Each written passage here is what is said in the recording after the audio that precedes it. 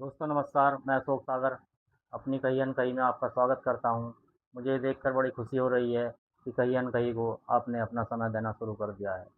दोस्तों, आज हम एक बड़े ही गंभीर मुद्दे की बात करेंगे और मुद्दा है क्रूरल्टी अगेंस्ट चाइल्ड, मतलब बच्चों पर अत्याचार।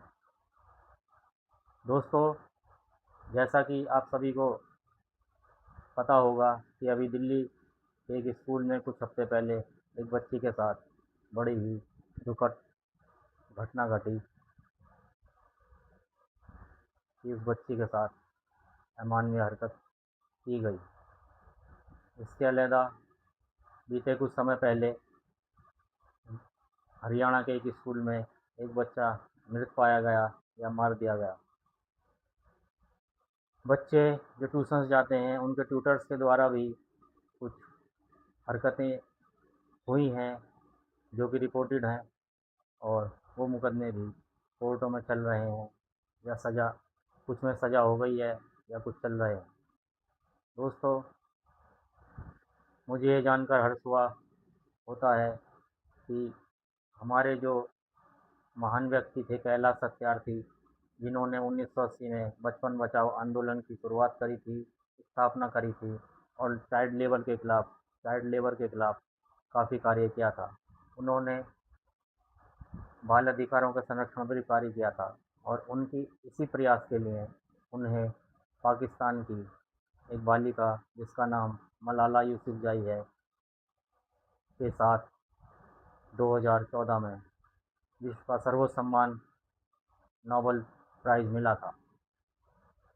इसमें देखने वाली बात ये थी कि एक व्यक्ति जिसने बाल संरक्षण, बाल लेबर व अन्य बालकों की समस्याओं के लिए कार्य किया था, उसके साथ जिसको नोबेल दिया गया वह भारतीय कानून के अनुसार जुवेनाइल थी। मतलब मलाला यूसुफ़ज़ई की उम्र उस समय अराउंड 17 ईयर थी। दोस्तों, जो ये हम विषय कर रहे हैं, यह भारत के संविधान के article 15 clause 3, article 39 clause E and F and article 45 and 47 के तहत है, जिसमें राज्य सरकारों को यह अनुदेश दिया जाता है कि वो बालकों के अधिकारों और ज़रूरतों को पूरा करें व उनके विकास के भागीदार बनें। दोस्तों, हमारे इस विषय में हमें ये 3 किताबें काम आएंगी।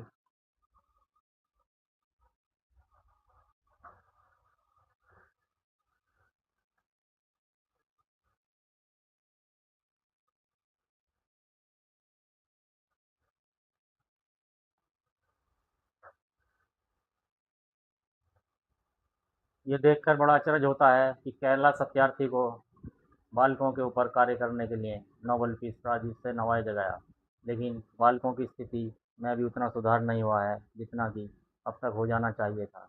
बच्चे आज भी चौराहों पर भीख मांग रहे हैं, माँ बाप उनके साथ बैठे रहते हैं और बच्चे भीख मांगते दिखाई देते हैं। इसके अलावा 16 से 18 साल के बच्चे आजकल गंभीर अपराध कर रहे हैं, जो कि बड़ा चिंतनीय है। वो बलात्कार,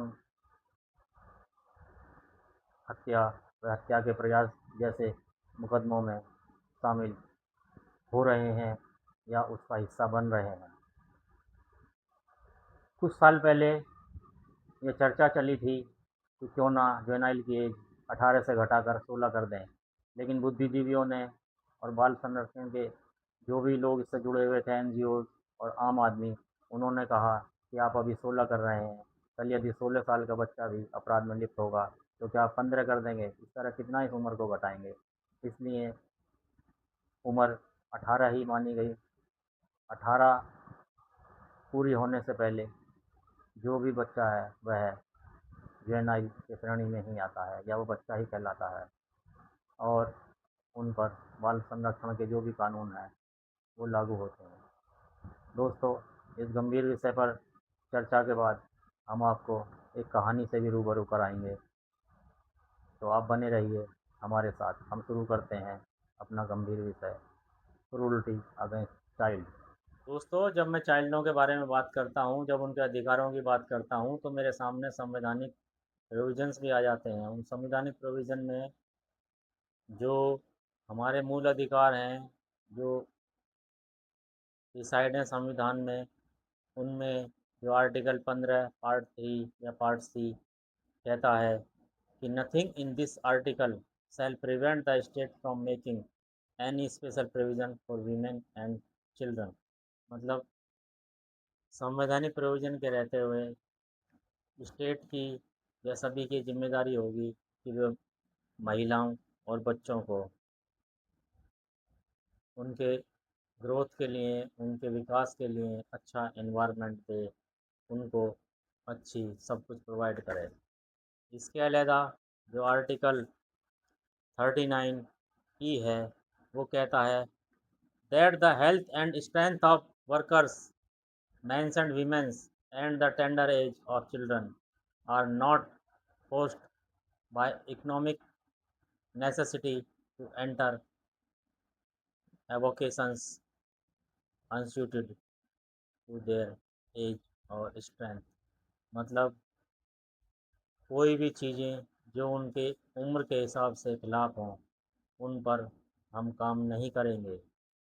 39 एफ क्या कहता है that children are given opportunities and facilities to develop in a healthy manner and in conditions of freedom and dignity, and that childhood and youth are pretended against exploitation and against moral and natural from dominance।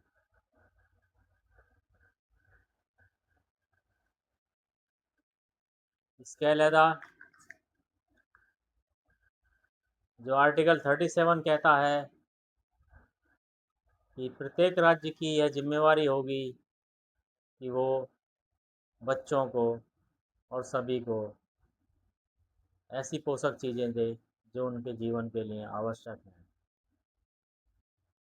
Duty of the state to raise and the level of nutrition and the standard of living and to improve public health।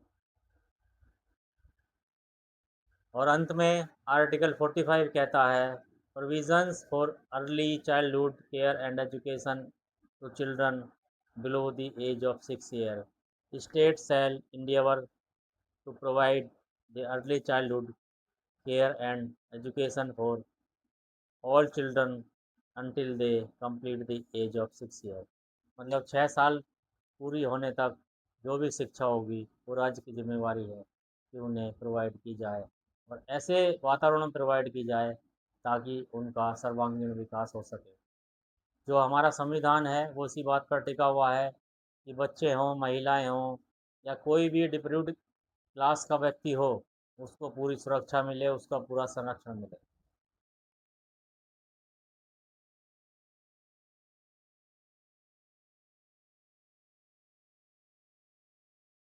दोस्तों, cruelty against child इस section में हम बात करेंगे बच्चों को अपराध मुक्त रखने की या बच्चों को अपराधों से मुक्त रखने की।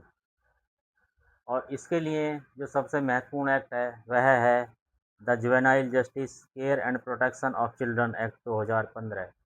इस एक्ट की जो मूल भावना है वह यह है कि बच्चा इनोसेंट होता है और वह जो कुछ भी करता है उसको नहीं पता कि यह कानून के विपरीत कार्य है, और कई बार वो मुसीबत में पड़ जाता है। इस एक्ट में बच्चों के लिए जो शब्द इस्तेमाल होता है वह है चिल्ड्रन कन्फ्लिक्ट विद लॉ, मतलब बच्चों की कानून से जद्दोजहद। और इस कानून के तहत जिनको बच्चा माना गया है वह 18 वर्ष से नीचे के बच्चे हैं, और जो भी मेल फीमेल ट्रांसजेंडर एक्सेट्रा 18 वर्ष से नीचे के होंगे वह जुवेनाइल माने जाएंगे। पीछे चर्चा चली थी तो जुवेनाइलों की एज 16 कर दी जाए, लेकिन फिर बुद्धिजीवियों ने कहा कि आप अभी 16 कर रहे हैं, फिर 12 करेंगे, फिर 14 करेंगे और ऐसे करते करते जुवेनाइल सब भी ख़त्म हो जाएगा। तो इसके लिए जो स्टैंड प्रोसीजर था वह 18 वर्ष ही माना गया और 18 वर्ष तक के बच्चों को बालक ही माना गया। दोस्तों, इस एक्ट के तहत यदि कोई बच्चा लेबर करते हुए पाया जाता है तब लेबर कानून के तहत जो भी उससे कार्य करवाता है उस पर कानून सम्मत कार्रवाई की जाती है।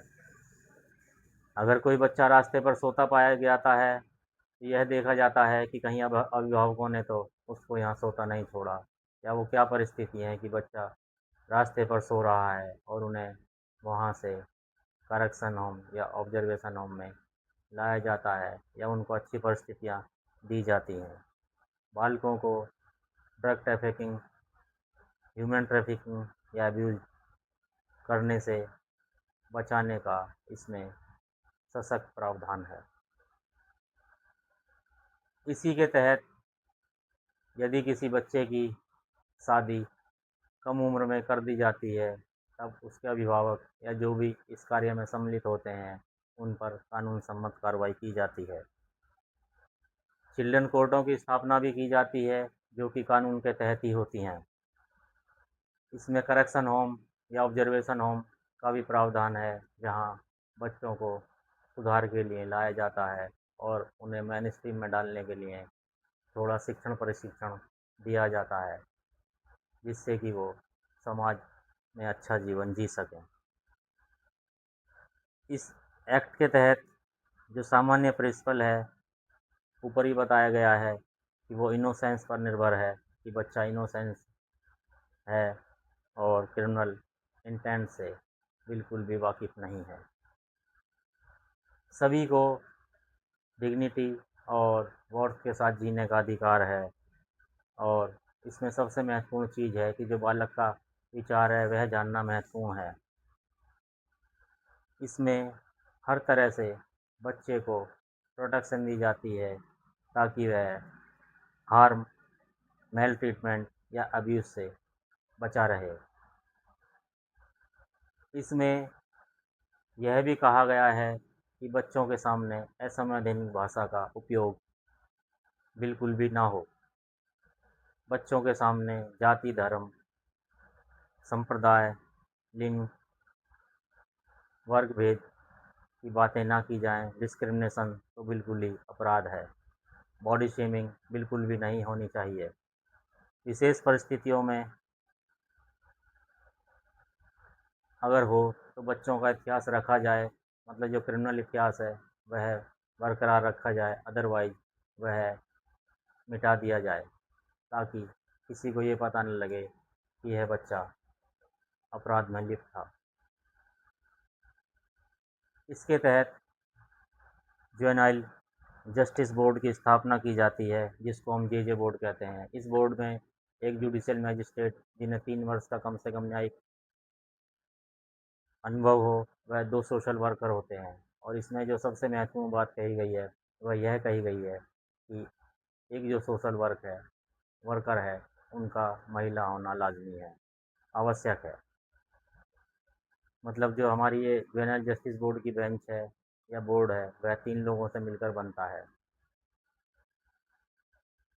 अगर कोई बच्चा कन्फ्लिक्ट विद लॉ है तो उसको जल्दी से जल्दी 24 आवर के अंदर अंदर जस्टिस बोर्ड के सामने, जुवेनाइल जस्टिस बोर्ड के सामने पेश किया जाता है। ऐसे में अगर पूर्ण बोर्ड ना हो तब 2 लोगों का बोर्ड या कोई भी मेंबर जो अवेलेबल हो उसके सामने उसको पेश कर दिया जाता है और जो भी न्याय सम्मत कार्रवाई होती है वह की जाती है। जब भी बच्चे के बारे में ऑर्डर दिया जाता है तब जुडिशियल मजिस्ट्रेट प्लस 1 मेंबर का होना आवश्यक माना गया है। ऐसा कहा जाता है, इसमें स्पष्ट रूप से लिखा भी गया है कि ऐसे बच्चे जो कन्फ्लिक्ट विद लॉ हैं उनके घर या उनके जो आसपास के सराउंडिंग है उसका 1 महीने में विजिट किया जाए और देखा जाए कि बच्चे आखिर किन परिस्थितियों के तहत इस तरफ आए हैं। बोर्ड को जब ये लगता है कि अभी कुछ दिन के लिए इसको ऑब्जर्वेशन होम या करेक्शन होम में रखना ज़रूरी है, तो वह कुछ दिन के लिए या जो भी समय उनको लगता है कि ये पर्याप्त है, इसमें शिक्षण प्रशिक्षण इसका पूरा हो जाएगा, उसको तब तक करेक्शन होम में रखा जाता है। और जब अवधि पूरी होती है, तब एक प्रक्रिया के तहत उनके अभिभावकों को या उनके माँ-बाप को या समाज में जो भी उनको नियर से जानता है, उसके सुपुर्द कर दिया जाता है कि लो भाई, अब बच्चे को अच्छे से समाज के सुपुर्द करो और इसको मेन स्ट्रीम में ले आओ। ऐसा कहा जाता है, इसमें स्पष्ट रूप से कहा गया है कि जो भी बच्चे के विरुद्ध अपराध करेगा, उसके खिलाफ तुरंत एफआईआर की जाएगी और जो भी बच्चा